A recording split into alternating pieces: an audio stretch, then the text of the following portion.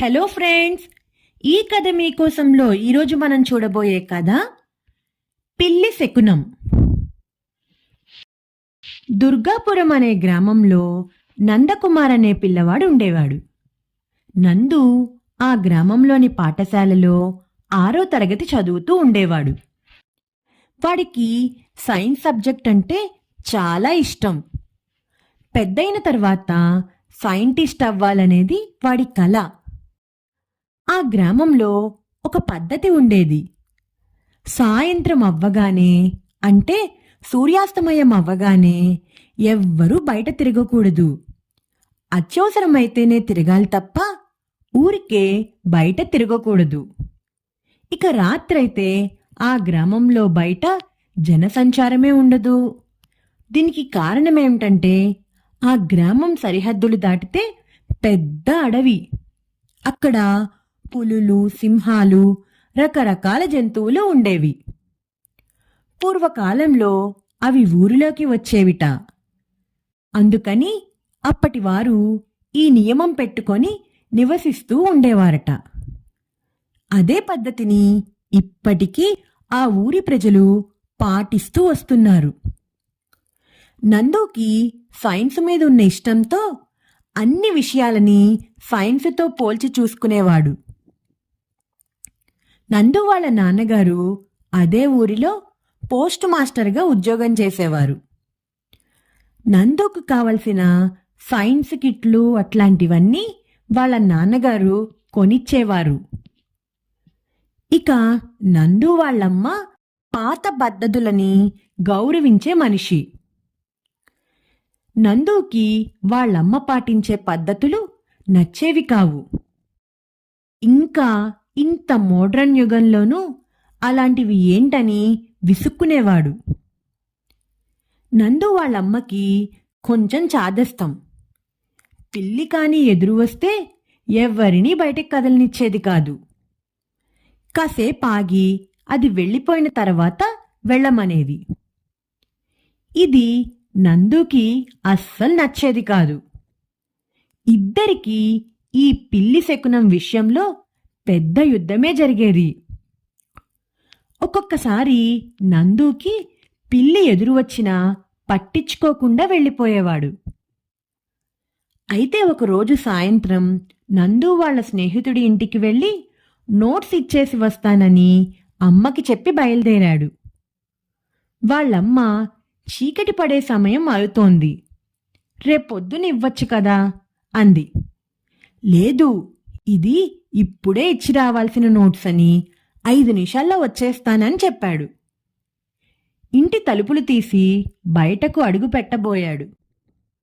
అప్పుడే సూర్యాస్తమయం అవుతోంది. నెమ్మదిగా వెలుతురు తగ్గి చీకటి పడుతోంది. ఆ చీకటిలో అక్కడే ఉన్న పొదల నుండి ఏదో బయటకి వస్తూ కనబడింది నందుకి. దాని కళ్ళు మెరుస్తూ, దాని చర్మం నల్లటి రంగులో ఉంది.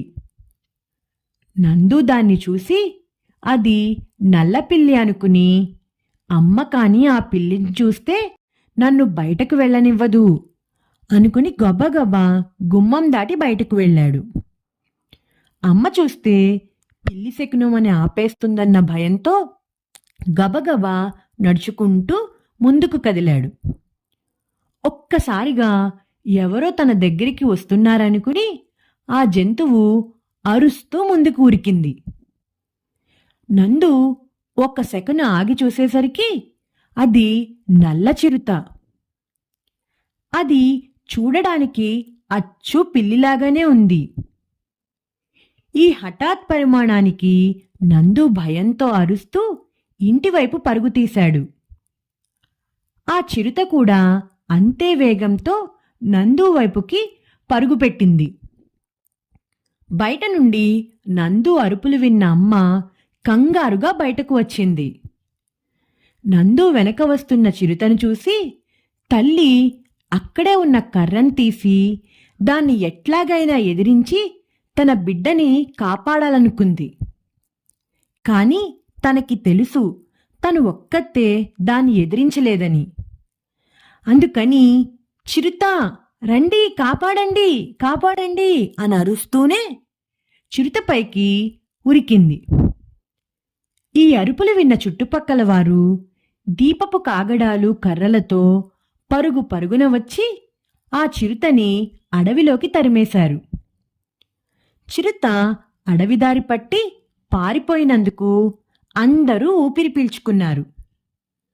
ఆ ఊరి దేవత దుర్గమ్మకి మర్నాడు పొంగళ్ళు చేస్తామని అందరూ మొక్కుకున్నారు. ఇక అందరూ ఎవరి ఇళ్ళకి వాళ్ళు వెళ్ళిపోయారు. నందు అమ్మని గట్టిగా పట్టుకొని భయంతో వణికిపోతూ ఇంట్లోకి వెళ్ళాడు. ఇదే సరైన సమయం నందుకి మంచి చెప్పడానికి అనుకున్నది అమ్మ.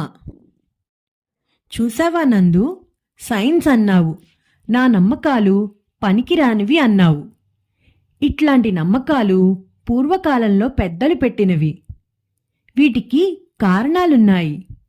పూర్వం పట్టణాల కన్నా గ్రామాలు, వాటిని ఆనుకొని అడవులు ఎక్కువగా ఉండేవి. పులి, చిరుత లాంటి జంతువులు చూడటానికి పిల్లిలాగానే ఉంటాయి.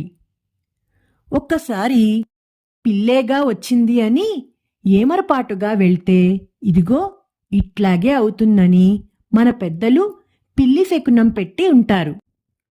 మనం ఉన్న ప్రదేశాన్ని బట్టి పద్ధతులు, ఆచారాలు పాటించాలి. మూర్ఖత్వంగా అన్నీ చెయ్యమని నేను నీకు చెప్పను. మనం పాటించే పద్ధతి మనకి మంచి కలిగించేటట్లు, ఇతరులకు ఇబ్బంది కలిగించకుండా అందరికీ మంచి చేసేటట్లు ఉన్నవే మనం ఆచరించాలి అని వివరించి చెప్పింది నందుకి. అప్పటి నుంచి నందు వాళ్ళమ్మ చెప్పిన మంచి పద్ధతుల్ని పాటిస్తూ ప్రతి విషయంలోనూ తన సైన్స్ని వెతుక్కుంటూ సంతోషంగా ఉన్నాడు.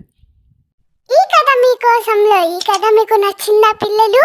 నచ్చినట్టయితే లైక్ చేయండి, షేర్ చేయండి, కామెంట్ చేయండి, ఇంకా సబ్స్క్రైబ్ కూడా చేసుకోండి. గంట కొట్టని వాళ్ళు కూడా గంట కూడా